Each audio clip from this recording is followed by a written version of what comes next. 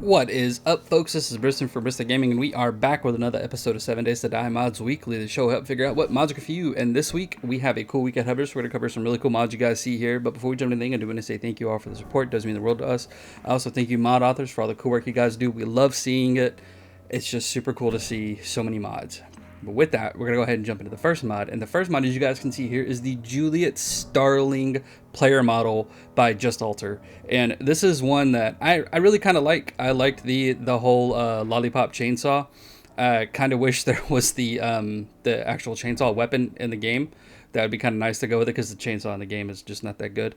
But Just Alter did a really fantastic job. There's, boob physics, there's little skirt physics and stuff like that. And it's just, really fun to run around as the character and, play around. You can run up and punch this zombie in the face and say, plaque, plaque, plaque.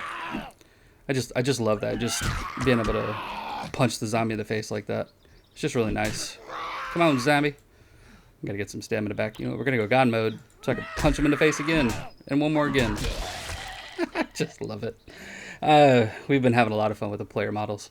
But with that, we're going to go ahead and move over to the next mod. Alright folks, so this next mod is the super cool Gyro Helicopter by Vinyl Please, and it's an awesome server-side mod that tweaks the controls of the gyrocopter and just makes them operate a little bit more like a helicopter would with vertical takeoff and landing. So the controls are now, so W is your pitch down, S is your pitch up, A is rotate right, and D is rotate left. And in order to ascend, you hit spacebar, and in order to go forward, you do the W. So as you get your pitch like this, that's how you go forward. And then you just, right and left takes you forward. You want to set down, you hold C and S and hope you don't smack into something like that.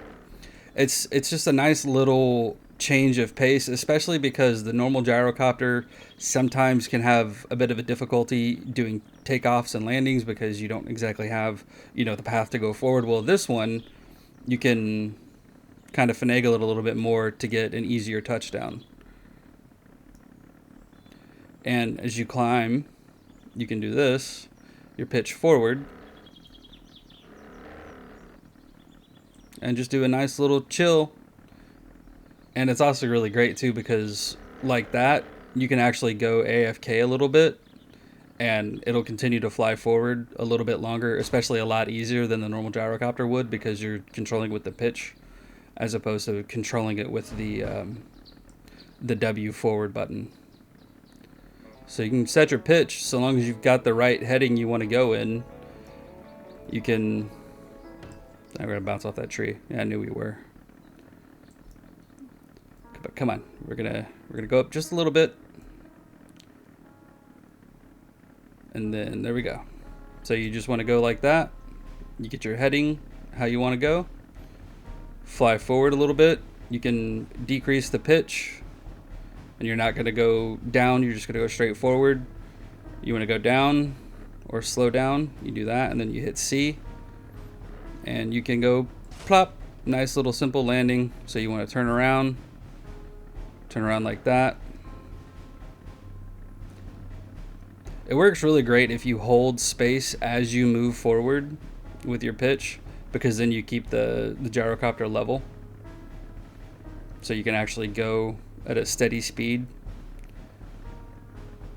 I just really like it. It just makes the controls a little bit more easier for me to handle. And I think it might be helpful for a lot of people. But with that, we're going to go ahead and move over to the next mod. Alright folks, so this next mod is the super cool Craftable Concertina wire by Hip63, and it's just a really nice server-side mod that lets you craft concertina wire out of raw iron. So you see we have a diagonal and we have a normal, and the only real difference is the normal has the full turn through stuff, whereas the diagonal kind of just is a diagonal, starts out. It's a little bit different in terms of how you place them and stuff like that, but really all in all they are functionally the same. There's really no difference other than when you try to place the normal in the diagonal position, like here it just has a little overlap, whereas there it shows a little break and then it continues. That's really about it. It's not a game-breaking mod by any means. When we walk through it, you see we're barely taking any damage. We took 1 point of damage. The biggest thing about it is the slow. It actually slows a little bit more than the barbed wire does. During testing, we saw that it was about a second longer.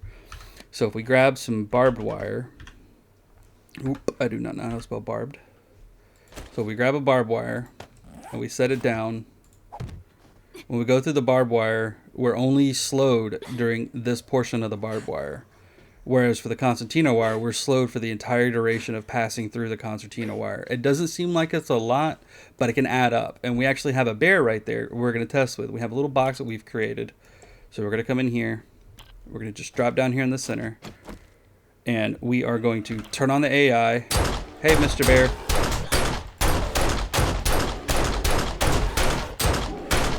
See, now he was frozen a lot longer trying to get through it, especially now that it's having to go through the entire thing, to where if you were playing normally, we could just sit there and continue to do this. You lead it around in a circle, or around the square as it would be, and let them continuously get damaged by the barbed wire or slowed while we fight them off.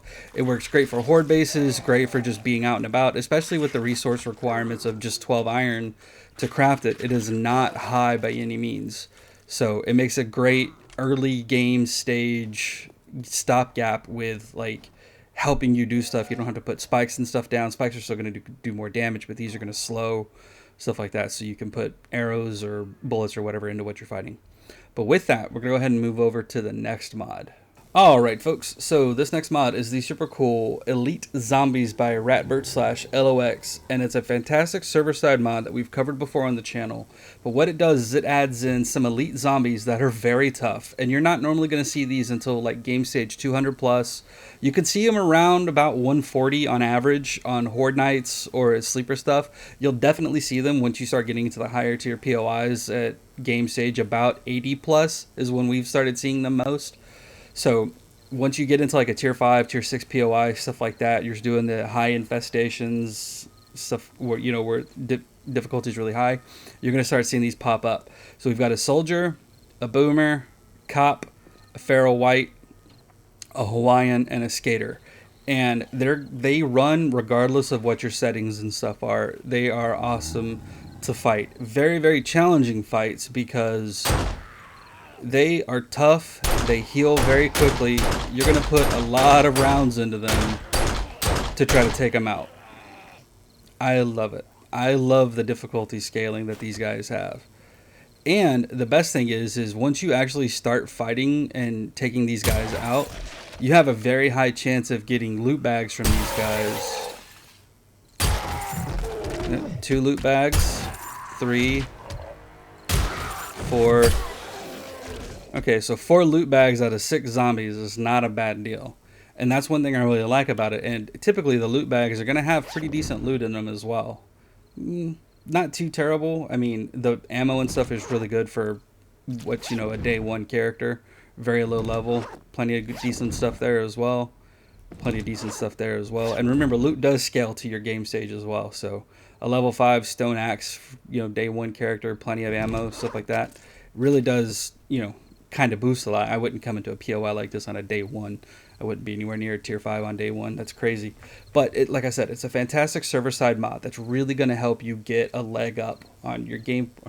Not a leg up on your gameplay, but it's going to boost your challenge rating and stuff like that. And it's going to just give you so much more fun. And on the higher end game stage games and stuff like that, it's really going to push you because they're going to chew through traps, blade traps and stuff like that. They're going to tickle them and they're just going to come right through. It makes hordes and stuff very fun. But with that, we'll go ahead and move over to the last mod. Alright folks, so this last mod is the super cool Modern Condo by Infected Gaming, and it is a fantastic tier 3/tier 4 POI. The base quests and stuff are tier 3, the infected quests bump it up to a tier 4, but it makes a awesome base because it has a nice little wall around it and stuff like that. We're going to do a silent fly through so you guys can see everything, and then we'll talk about it more at the end. So sit back, relax, and enjoy.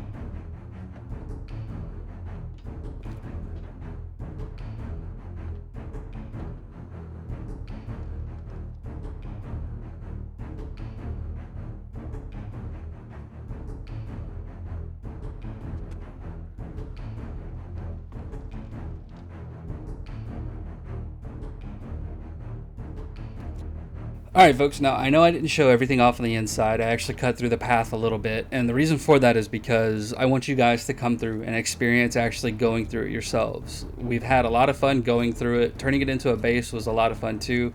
This gate here has a ridiculous amount of HP. You see it's got 30,000. These bars have 5,000, so it makes a fantastic base. You know, I'm actually gonna do a kill all just so that way it cuts out the music. But you can actually shoot through these, so you can see there we're actually shooting through.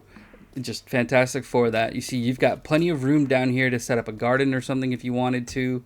You actually have a little bit of plants right here. All in all, it's just a fantastic base, because if we come through here, you've got, you see here, you've got plenty of room down here for vehicles and stuff like that.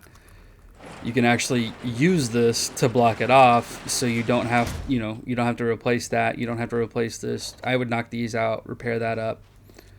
But coming up, you've got a nice little area here that can be like your normal little living area, crafting, stuff like that. If you're playing with friends, it could be, like the general living area for everyone. And then upstairs, you can turn this into whatever the hell you wanted. Even make this more crafting or more storage and stuff like that. And then up top, you can turn all of this into a really cool gyrocopter launch pad. You fill in the pool if you wanted to expand this out a little bit. The sky's the limit. This was just a really well put together POI. It looks fantastic. I really do like the way that this POI looks. It's super awesome, and it does function very well as a base. We absolutely loved it, and it spawned fairly easily on the map by itself. I spawned this one here so I could test it out and stuff a little bit better, but getting it to spawn on a map really wasn't a big issue. If you have a lot of POIs, you might have a difficulty getting it to spawn in, but if you don't, it shouldn't be too much of a problem. And then being able to stumble onto this early game, it's only tier 3, clearing it out shouldn't be too much of a hassle, and then turning it into your survivor base gives you a really great start to the game. But with that, folks, we are done for the week, so thanks for sticking around. Hope you had fun. If you liked the episode, go ahead, like, subscribe, drop a comment down below, all that good stuff. But have fun, take it easy, and we'll see you next time.